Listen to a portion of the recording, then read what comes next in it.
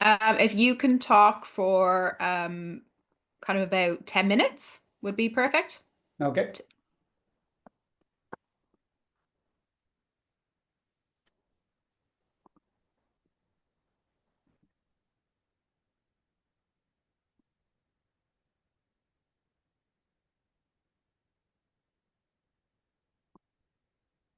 Thank you to everyone for joining us. We're just going to give it another few minutes as we let the rest of our attendees filter in from the waiting room. If you just bear with us, we'll get started shortly. Thank you.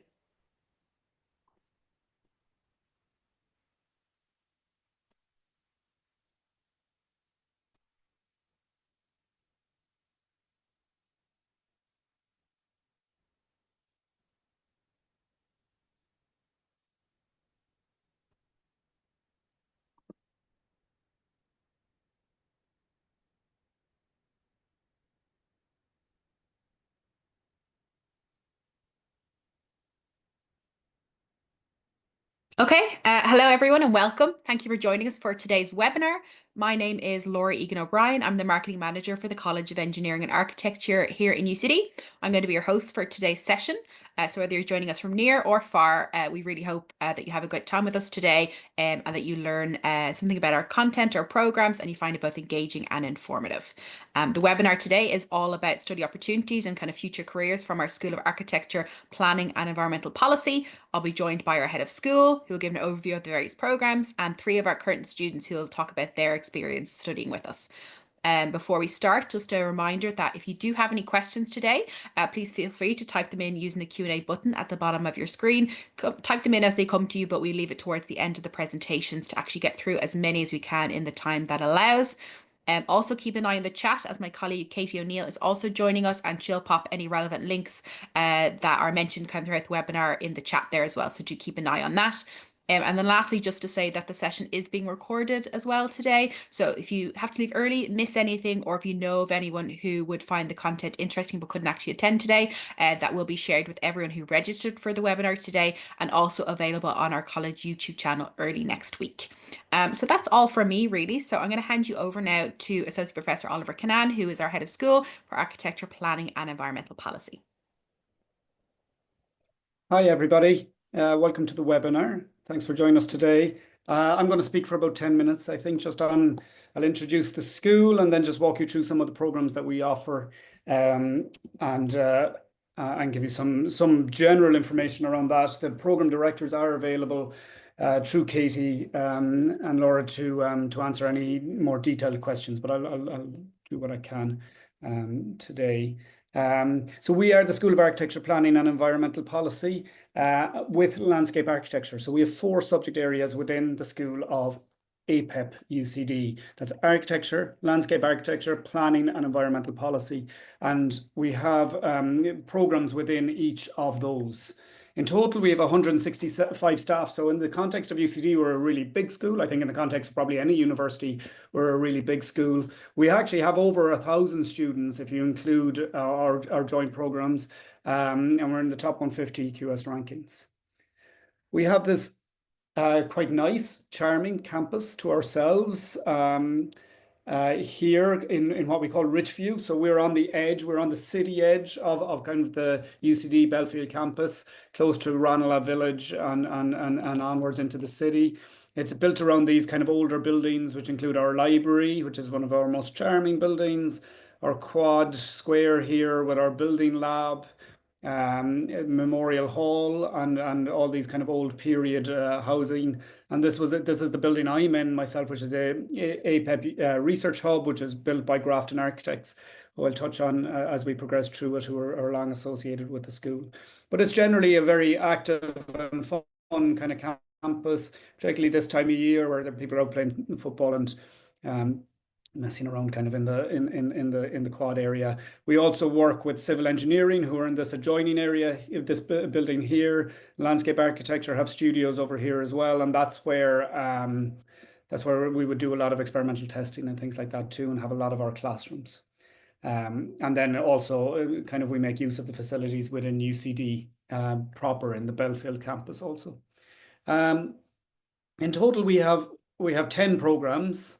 But we have Well, we have 7 MSc programs in total, and they include the Masters in Regional and Urban Planning, Urban Design and Planning, the MSc in Environmental Policy, the MSc in Architecture, Urbanism and Climate Action, the MArch program, which is the Masters of Architecture, an MSc in Global Change and Landscape Design, and also a new MSc, which is enlisted here in Smart and Climate Neutral Cities, which I'll comment on shortly as well. Many of our programs are accredited. So you can check for that on the website for individual programs. All our undergraduate programs are, but also many of our master's programs are. The MArch is accredited, and then the MRUP is accredited also, and I'll comment on those as we go through the individual programs. But it is something that the school, I suppose, is quite proud of. We are one of the few schools, that teaches architecture that carries triple accreditation for RIBA, or IAI, and then this substantial equivalence from NAB, the North American body of accreditation. The school is a long established school. It's the oldest architecture school in the country, oldest landscape, or the oldest and only landscape architecture school in the country, the oldest planning school in the country, and the only school who teaches environmental policy, or the only university, I should say, who does. So we are unique and well positioned, and any kind of degrees coming from our university are very well recognized locally in Dublin, in Ireland, and across Europe. And then really across the globe, and this is an old graphic that I really need to update, but we have, global reach out to universities all over the world, and many of our undergraduate programs include Erasmus and placement in these different universities. It's very much a research led university, so our staff are research active and very much engaged in high impact, hard hitting kind of research projects, both at the European Commission, through the new European Bauhaus, through Horizon 2020 and Horizon Europe projects, but also national projects, a lot of which are funded by the Sustainable Energy Authority of Ireland, or Science Foundation Ireland, and Research Ireland, or the Wellcome Trust, or different projects like that really allow us contact with government and with policy. I'm just showing this research group as one of many that exists in the school. This is my own research group called the Building and Climate Emergency Research Group, where we focus quite a lot on how do we design future buildings, future urban environments for more sustainable built environment of the future. And we do a lot of work, and again, I'm just very quickly going to show like a kind of a flavor of the kind of work that we do. But we do a lot of work for people like the Irish Green Building Council or the European Green Building Council, World Green Building Council, gathering together information about different sectors within the built environment or the construction industry that are heavy consumers are heavy influencers of our carbon emissions. In this one project that I'm showing here, we gathered together all those different carbon emission sources and for the first time kind of quantified at a national level the impact of the built environment, which we estimated at about 37%. I mean, I presume anybody who's on this call today is well aware of the challenge that faces us around climate change, and solving for the built environment is really a key solution, or a part of a key solution to getting to a solution for the for climate change. The work that we do, as I say, is very close to government. Here is myself presenting in the government, in the Parliament in Ireland, here with a number of ministers, kind of who then bring that research into their policy and strategies, and then that impacts how we future policy, future strategies for Ireland. We're a very active kind of school. We bring a lot of visiting people in through different workshops, different kind of seminars and activities. This is just an example of one that happened there actually last year. We actually had a stone week a couple of weeks ago, where all attention in the school kind of pivots to look at kind of how we might build into the future. Most recently, as I say, was around stone. This one is around earth. We brought in a lot of people from the US, from around Europe, who are like leaders in in rammed earth technology and new ways of developing kind of buildings using vernacular methods and traditional methods of working with earth to build a certain type of architecture. That's not to say that we're purely traditional based. We also do a lot of work around modern methods of construction, you know, and kind of new high-tech solutions for buildings and cities. The school has a very strong reputation. It has had a lot of the leading Irish architects have all kind of come through UCD, who've gone on to win big global prizes. This is Grafton Architects won the gold medal, you know, for this building. They also built or designed the building that I am in currently, and are leading, you know, practice in Europe. Anybody interested in architecture will know them well, I'm sure. O'Donnell Toomey were professors here, and they remain professors emeritus and very active within the school. They just have retired from teaching in recent years, but they've built a lot of very cool buildings around Ireland and London, and around Europe as well. And all our architecture staff, particularly our current head of architecture, Michael Pike, are doing really interesting work around housing projects. And particularly, I think the school has kind of pivoted quite a lot to reuse and conservation kind of work, very much caring for the built environment that exists and trying to minimize kind of new embodied carbon emissions that we would add to the built environment, instead working with the urban fabric as we have it.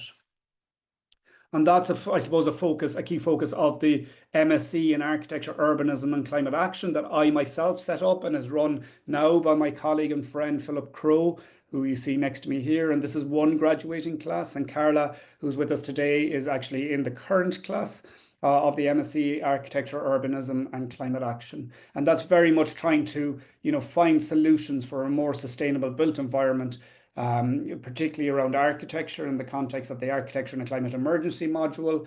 And we have a module, Climate, Carbon, Cities and Change, that kind of looks at the urban environment and solutions at a wider scale. It's been a really kind of successful master's. I think it's running now maybe 5 years, in that a lot of the graduates who've worked in that masters have gone on to work for big architecture practices, or consultancy practices. A number have gone into Arup and are working on city scale work, and practices like that, who have a kind of a big impact. A number have also stayed on to work in research projects with us and have then gone on to later join those collaborators in industry, or some are pursuing PhDs with us. So there's a wide range of paths for graduates. This is just one. This is Dennis's work as one of the students who's doing a PhD with me, and we're designing this kind of green building network neighborhood down in Dún Laoghaire, which is a town close to Dublin, a part of Dublin. And he's doing a lot of the energy level modeling related to that. The Masters of Architecture, I guess, is our biggest program, with about 55 students in it. That's about 40 who come directly from our own program, and then about 15 who come from outside. And it's kind of a great program. I teach on it myself a little bit, but it's primarily run by practicing architects, and our architecture staff. This is a trip we were on recently. We do field trips as part of many of our programs, and this MArch program. Last year we went to Palma de Mallorca. This year we went to Barcelona, and this is, like, you know, a really well curated tour of kind of some of the great buildings in the area that our head Michael Pike would run. So, you know, do please reach out if you're interested in the MArch program. It is accredited, I say, with triple accreditation. Really successful program, run around 4 design research studios, as we call them. So very kind of research led as well. Another example of an MSc program is the Urban Design and Planning that many of you might be interested in. That has new leadership this year and new renewed vigor and energy in it. It's a really interesting program. It's kind of an interdisciplinary program within our school, in that it's primarily led by the planning staff, but the architecture staff run the postgraduate studio within it. So it's a really nice mix of architecture and planning. The architecture staff also run the Street Life and Urban Design module, the Urban Resilience and Ethic module as well, and the urban and the conservation and placemaking is run by planning. So it's really nice mix different modules across the autumn and spring semester, and then a thesis, design thesis, or an internship option in the summer trimester. Yeah, so what else would I say about that? There's a very big focus on, I suppose, within this master's on design and then like the representation of design and the graphical skills associated with it. The career paths that are available, I mean, is as with all our masters, it's a very kind of good, strong foundation and built environment understanding. So you can head into architecture practice with specialities in urban design, into engineering practices such as Arup or Boro Happold, or many such ones, landscape architecture practices as well, or there's paths through into proper like planning pathways also. And a lot of people do go on to work in either public sector, private sector, or NGOs. NGOs being non-government, not-for-profit bodies, and they might include, conservation bodies such as An Taisce, which is the Irish one, or the National Trust in Ireland or the UK, or planning consultancies. Private developers are very keen on the graduates coming out of our programs currently, because they come with a lot of sustainability focused skills, or into government where there's really good careers available through, say, departments like the Department of Housing, Local Government and Heritage, which in the context of Ireland, where we really are in the midst of a housing crisis and building our country, there's lots of opportunities to engage. Similarly, then with the Masters of Urban and Regional Planning, this has been transformed from a 2-year Masters to a 1-year Masters in the last year. We have been educating planners in the country as the leading kind of school of planning for over 59 years. A number of recent reports and studies have identified a shortage of planners in both the local authority sector and within the private sector in Ireland, and we really are providing the majority of graduates into that sector. So there's great opportunities to go on and work afterwards. If you take up this Masters of Regional and Urban Planning. Here's the structure of the course within the autumn trimester. You kind of do a lot of work around planning methods, skills, and techniques. There's a studio within planning as well, so a good opportunity to do creative design work, and then a lot of focus on the institutions and governance around planning. Then in the spring semester, it kind of broadens a bit, and you get a lot more focus on technologies and techniques such as GIS, sustainable cities, placemaking and conservation, healthy and sustainable communities. And again, in the summer trimester, a thesis or internship option. And then, we have a very good reputation for this Masters, and a lot of graduates go on to employment within the year, within 9 months. The staff who run that Masters also run a professional diploma, Foundations of Sustainable Development, which is a 20-credit program with fundamentals of sustainability. That is not an MSc program, but has pathways in January and September.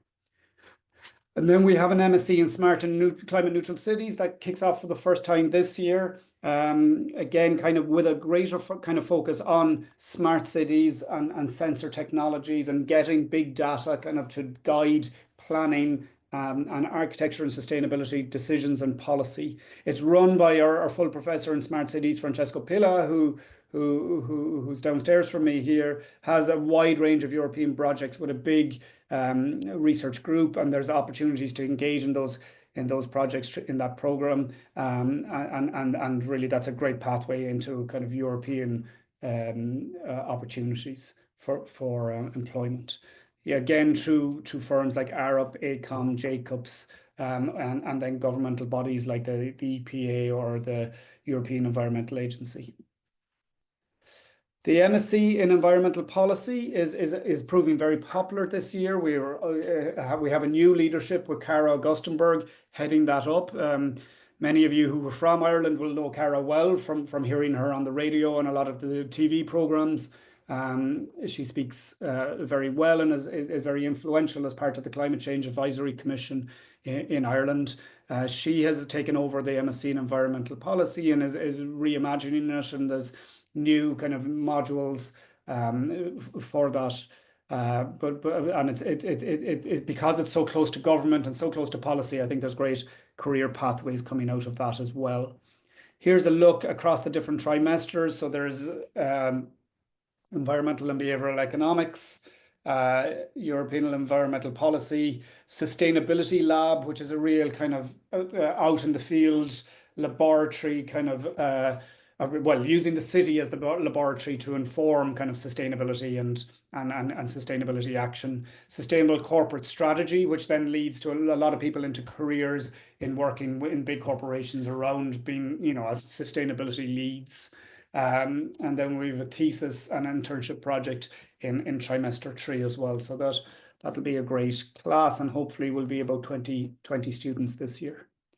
We have an MSc in Global Change and Landscape Design in Landscape Architecture, which is led by Jörg Rukitka, who's the lead of the Landscape Architecture subject area. Again, like all our other programs, a really interesting program. I suppose this has, again, a kind of a greater focus on design, and with design studios being a core part of the 90 credits that you do in this case. We as a school are very close to all the kind of big bodies within UCD, and as I say, within government and circles. But one of the key ones is the Earth Institute. Our former head of school, who preceded me, has gone on to lead the Earth Institute, and this is just an example of one of the many bodies within UCD who run constant lectures, coffee mornings, workshops, constantly inviting people into kind of to leaders, thought leaders in sustainability and sustainable built environments and natural environment kind of futures. So that's it. That's an overview of and a whistle stop tour through our key programs and an overview of our school. I'm happy to answer any questions after the other guys present. So thank you. Great. Thank you so much, Oliver. Really comprehensive overview of your school and your programs. We're starting to get some questions in now, so we will leave them towards the end of the session to actually answer the questions, but just keep typing them in there. So our next speaker up is Carla, who is one of our current students in our Architecture, Urbanism and Climate Action program. Yeah, so hello everyone. As they've already mentioned, I am doing the course in Architecture, Urbanism and Climate Action. Now, why did I choose this particular course? I personally have an architectural background. I've done my master's in Switzerland, and I have worked in practice. And essentially what I wanted to do was to change the way that I was doing my job as an architect and have different opportunities to see the built environment and to impact it in a larger scale. So more like from the environment point of view. So that's why I got interested in this master's, and the fact that it's only 1 year also helped in the decision. I will admit to that. Now about the course and the modules, they're all there's a huge variety of modules that one can choose from, especially from like the elective modules, and they're very, very interesting because you can vary from school to school and dive deeper into like other subjects, which is good when you want to get like a more holistic and comprehensive view of the discipline. And overall, professors are really, really nice and available in the sense that if one has queries or wants to deepen the research, then they're always finding time to do that with you. And they're always finding time to support you in your interest. So I think that that's very, very positive, and the dialogue is always very open and easy, which I think it's a plus. Then I know that, at least from my personal point of view, I would like to keep working in research or finding a good balance between research and practice, because I have found from personal experience that when one is only tied to a client, things can be very, very disheartening. So getting involved in research actually gives an opportunity to get more in depth with different issues, and there is a possibility of actually impacting not only the practice but also policy making, which, you know, when things come from a national level, then sometimes it's easier to implement them on the smaller scale. Overall, I have not needed so far administrative support. I think that I had a couple of queries while I was enrolling, but everything was solved very, very quickly and easily. So the staff has always been supportive. I have absolutely nothing to say about that. And so far, Dublin has been very, very nice. I have lived in different places before, so I had like different comparisons. But it's been nice so far. And I personally I'm not involved in any clubs or societies, but because I am basically a grumpy old man, and I can stand just a certain amount of hours with 20-year-olds. So I am in a sailing club, but I'm sure that the societies are great. That's it. So if you've got any questions, I'm happy to answer them. Great, thanks so much, Carla. Our next student up is Saoirse, who's doing our Global Change and Landscape Design program. So Saoirse will talk to you about that program. Thanks, Laura. Yeah, so my name is Saoirse. I'm doing the Global Change Landscape Design Masters in UCD. I had a very different background. I actually did my bachelor's in chemistry in Dublin, and I wanted to change and pivot into a more environmentally driven career and field. And I also had a huge interest in design and artwork. So hence why I chose this course. It's the first year the Masters has run. And yeah, so it's very as landscape architecture traditionally has been more based, you design open space is the premise of it. It's traditionally been focused around gardens and parks, I suppose, and now it's kind of this master's hones in on these skills to help combat the climate crisis. So it's a very interdisciplinary field. Naturally, I've worked with Carla in a few modules. I've done a lot. I've worked with engineers. I've done environmental policy, and then again, there's a huge emphasis on design. And we have our studio modules, which is where your design project happens, and you can take it whatever direction you want. It's very, especially for master's level, it's very open to whatever interests you and what you want to investigate. And the staff are very available to help you in whatever way you want. I found challenges in this course was definitely the technology side. There's a whole bunch of programs that I wasn't familiar with. So I had to really learn that. And it's a very learn by practice. It's not the monotonous learning stuff out of a book and regurgitating it in an exam. It's very much interactive and practicing these skills to then eventually get better at them.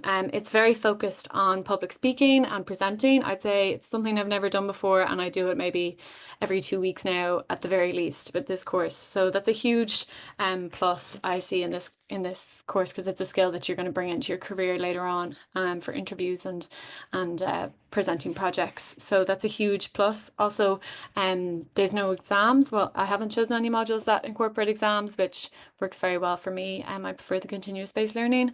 And there's a lot of external speakers. There's a lot of events happening in UCD and with the School of Landscape Architecture that get you more involved in the industry, and it's good for networking and learning. Again, you're always learning with these things. So in terms of jobs, you can go more into a traditional landscape architecture practice for sure. It's the only landscape architecture masters, I think, in Ireland at the moment. I think there's a new one maybe set up in Limerick now for this year, but at the moment it is the only one. Or you can, again, what Oliver was saying, you can take it more into environmental consultancies. It's a huge there's a huge job span for it because of the nature of the interdisciplinary learning that you do, working with lots of different projects and lots of different teams with lots of different parts of the APEP school. So it's allowed me to go into a field like environmental consultancy that I really want to do. So as well, there's an internship in the summer, which is a great gateway to get into the working world. So I'm hoping now to start my job in September. I'm doing a graduate program with Arup in environmental consultancy and climate sustainability development. So I'm delighted with that, and it's really given me a huge opportunity to work in this field that I wouldn't have been able to do with just my bachelor's. So I think UCD as a college is excellent. I think the admin is excellent. The staff are excellent. It's a very functional place. There's your gym, societies, parking, microwaves.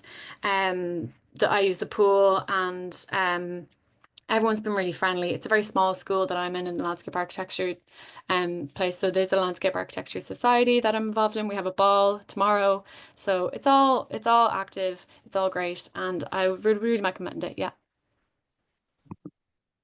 Great. Thank you so much, Saoirse, and hope you have fun at the ball and best luck on your placement. Lots going on for you. So next up we have is Esther, who's going to speak about our urban design and planning program where she's a current student. Hi, my name is Esther. I'm currently studying urban design and planning at UCD. So why did I choose this particular course? So originally I wanted to be an architect, but I have a bachelor's in planning and it wasn't really possible. So my friends that were architects were like, well, if I really want to be an architect that much, I can consider urban design and planning. And UCD is like one of the only schools in Ireland that offer this program. So that's how I applied for UCD. And then they have a lot of like fundings. I think it was after I got my offer letter, I started to check their rankings and they really ranked very high. So what did I find interesting about the course and the modules? So I think it's very engaging and it's quite transformative. It's kind of like you start to, when you move to Dublin, you start to learn about like how the city works and things like that. So sometimes like I can just be taking trips, like going home and things like that, and I just understand like just from the classes I've taken, I understand, okay, this is why the Houston station is where it is, or this is why this particular building is where it is. I kind of like I've started to learn about like Dublin's history, their purpose, how their planning system has gone, and then the overall teaching experience, I think the teaching style is very it's been a pleasant surprise. So it's not a typical like sit and listen for hours type of learning. So sometimes we're on field trips, or other times we're like doing group workshops, or sometimes it's just presentations, like just sharing your project or sharing your assignments. And we've even held like classes in like Dublin City Council at some point. So learning here is kind of like dynamic, and it encourages you to think critically from like different perspectives.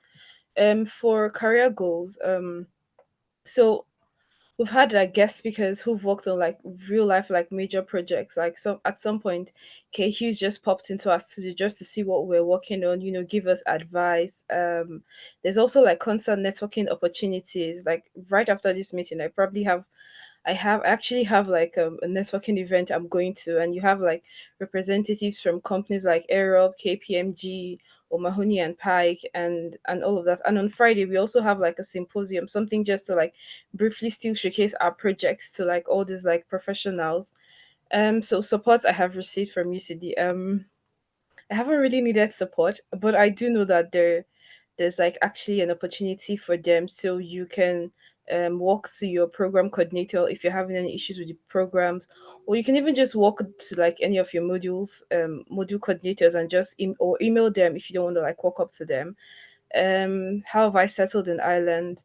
Settling in Ireland was a big step for me, considering I had to move across the continent. But I honestly feel like it was one of the best decisions I've made. The people here in Dublin are really so kind and helpful, and I honestly feel genuinely welcomed and at home here. And then as for extracurricular activities, I did join the UCD alumni body program, even though I never actually went for anything.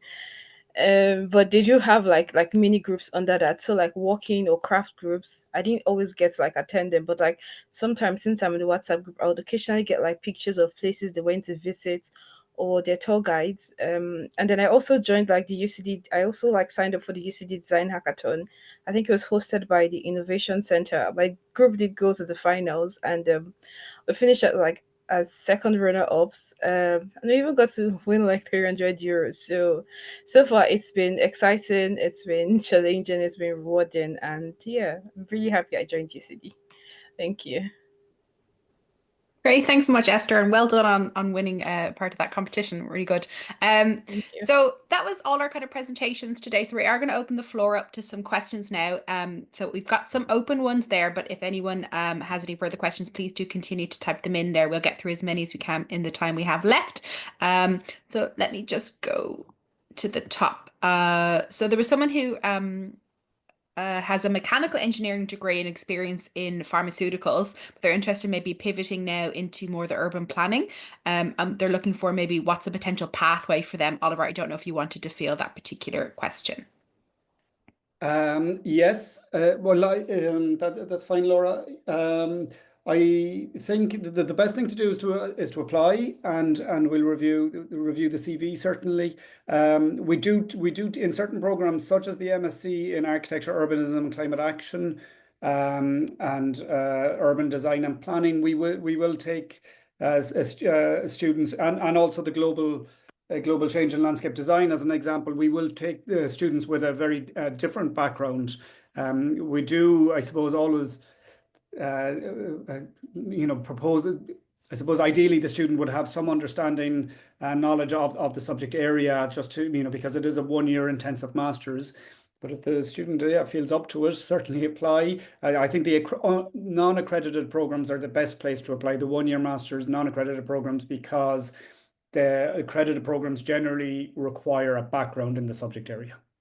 Yeah, so there is a variety of programs. Some students will have to have a background, and others are more multidisciplinary and will take students from a variety of backgrounds. So do check out the entry requirements specifically on the course you're looking at on our course pages.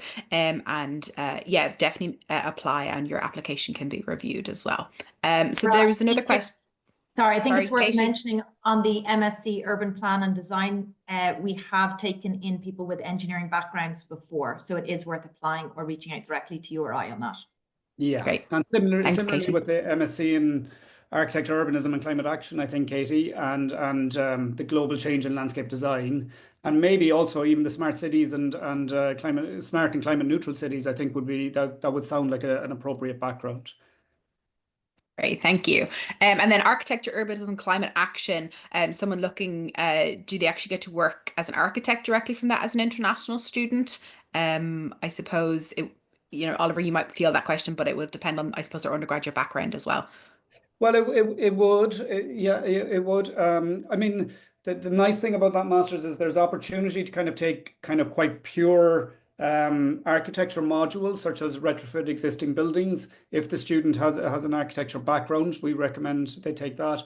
Or to kind of pivot to a more kind of sustainability focused architecture career. I mean, that's primarily why people take that master's, and I'd say Carla would say this is the same. A lot of them come from quite pure architecture backgrounds and then want to pivot into kind of more sustainability leadership kind of roles within architecture practices. And that's generally what we get. But yes, the answer is a lot of students go on to work in architecture practices. A lot of students do internships with architecture practices, such as Hawkins Brown, who else? MCO. There's a number of practices in Ireland and internationally that students get internships with. Great. And then there was just someone asking around arranging a tour of the architecture facilities and to meet maybe some of the faculty. So I know that particular person sent me an email. I think there's one other person on the call today that has sent me an email just around getting a tour of the faculty. And I'm happy to facilitate that myself. So I'll touch base with those two particular people after the session today to arrange that if possible. So that is something we can do. How many years is the MArch if I'm coming from a liberal arts college with a Bachelor of Arts? So just around the MArch, so that is one of those programs where you do need to have a prior background in architecture. So that is only open to people who have an architecture undergraduate background. So it's not possible to enter that program directly with a Bachelor of Arts, unfortunately. Yeah, it's very much sorry, Albert. Yeah. The pure architecture pathway from undergraduate architecture through MArch to the professional diploma in architecture, and then you sign off on buildings. But that's that master's. The MSc in Architecture, Urbanism and Climate Action might be an alternative pathway for the student. Great. And then job opportunities in Ireland around completing a master's in environmental policy, kind of the space for job opportunities from that master's. Yeah, there's lots. There's lots in Ireland. There's lots in Europe. I think again, government or any kind of consultancies who are doing policy work for government. There's lots of opportunities there. So it's a really growing field in Ireland at the moment as policy kind of becomes ever more prevalent, and required. And then all of the European agencies around sustainability or environment, things like that, are all possibilities as well. I mean, I would propose that the student check up the website, and Cara would certainly be able to recommend a wide range of job opportunities there for students. Great, thank you. Katie, I know you were answering some of the questions there just around part-time programs. I don't know if you wanted to field that for the general group. So in terms of, they were asking specifically around the part-time in the MRUP, MRUP. Masters of Regional and Urban Planning. So there is a part-time version, which is really in essence allowing you to take the 1-year master's over a 2-year period. It's not part-time in the traditional sense in terms of everything being set outside working hours. It would approximately involve attending maybe 6 to 9 hours of daytime classes each term, kind of spread across maybe 1.5 working days, depending on the modules selection. And then part-time students would still be expected to probably spend between 15 to 20 hours per week on their studies, which would include contact time. Obviously, can vary week on week, but that's a rough estimation of that as well. So there's a 1-year version as well. Perfect. And Katie, I might stick with you. Just there was a question related to scholarships. What are the options for Irish or international students when it comes to funding and scholarships? And how is it determined? Is it grades-based, extracurriculars, that kind of thing? Sure. Really, our scholarships are set up for international students at a taught graduate level. So once you have an offer or a conditional offer, you can apply for scholarships as long as the deadlines have not passed. So the most valuable ones, and I'll pop the links into the chat in general in a moment, are called the Global Excellence Scholarships. And they range in value from either 50% to 100%, and that's awarded through a deduction of your tuition fee. They're the most competitive, and yes, they are based on both your previous academic performance, but also on a very short paragraph or a few questions that you'll answer for the Global Excellence Scholarship. And they are very competitive. We do have 2 other scholarships you should be aware of. One is called the ISS, which stands for International Student Scholarship. You don't actually need to apply for that. We're going to assess you as soon as you make an application. So upon getting an offer, if you qualify, you will be given an ISS. We also have a college level scholarship, which is looked at very similarly to the ISS as well, but I'll pop the links in. Perfect. Thank you so much. Oliver, I might throw this to you, but you may not know the answer. Just around assistantships opportunities for the Masters of Architecture students. Is that something that the school offers, or is that something that's done at the university? What was the question, Laura? Assistantships. I'm guessing it's assisting with, tutoring undergrad students potentially. As a role or an opportunity for a master's students to get involved with. I'd say. Yeah. Okay. I mean, and sorry, please, if I've got that interpretation wrong, if the student wants to type an answer in. I suppose it would totally depend on the background of the student and the capabilities of the student, Laura. But yeah, certainly it's something we'd be well exposed, open to. I mean, our master students, just for the general audience, are involved in a wide range of activities in the school if they want to be. There's a number of the MAUCA or the MSc in Architecture, Urbanism and Climate Action students who would do 5 to 10 hours research work as research assistants, in my group and in Philip's Centre for Irish Towns group around research projects. That's one opportunity. Many of my PhD students would teach Rhino or energy modeling within architecture studios. So there is lots of different opportunities, but I suppose we do it on a case-by-case basis and a needs basis, really. Yep. Yeah, so the students should be getting in touch maybe with their program directors or kind of speaking to them about those opportunities rather than a formal application process. Yes, yeah, but I would feel confident that we could accommodate a lot, opportunities. Yeah. Great, thank you. And then there was just a question around accreditation and kind of professional examination at the end of the MRUP program and how that actually works for students. I'm not sure if you're familiar with that. I'm not fully aware. Like a number of the 5 to 10 credit modules will have some examination, but I believe that most of the work there is project-based work and would be done, within each module, within each semester. And then there is a thesis or internship option in the 3rd semester that requires a report. Sure. And then just in relation to the MRUP, the accreditation is awarded based on the structure of the program itself. So it's not setting professional exams to get the accreditation for the particular program. It's just the program is accredited. Yeah. Yeah, exactly. Saoirse, this is a question for you. Just you mentioned the landscape program being quite interdisciplinary. Does this carry through to other programs as well? I don't know if you're familiar with that. Would the course be for students from other degrees? Are you And are you exclusive with your cohort, or I suppose you mentioned you're kind of with Carla a bit, so you're with other program cohorts as well? Yeah, so for any kind of option modules or any extra kind of modules we have, they can be mixed because my course is quite small at the moment. We are mixed with a lot of different courses. So for example, I did an architecture module with Carla. I did a geodesign module with the MOCA students with Carla as well. So in that sense, you're doing lots of different kind of interdisciplinary type modules that will apply to architects, engineers, landscape architects, urban planners. So that's where we kind of cross paths. And then we have our own studio module that is just landscape architecture, where our research project happens. And that's our biggest accredited, heaviest weighted module, where most of our year and time will go towards. Okay, great. If you don't mind me adding that, because like the question was about like other programs as well.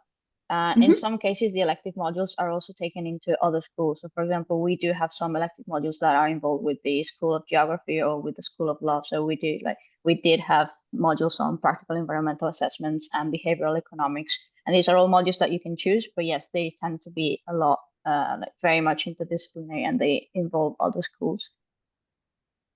Yeah, thank you. I mean, that's something that we try and do on a lot of the master's modules is offer a wide range of options from around the university, so that you can kind of, it just allows possibilities to get into a wider range of careers and pathways afterwards.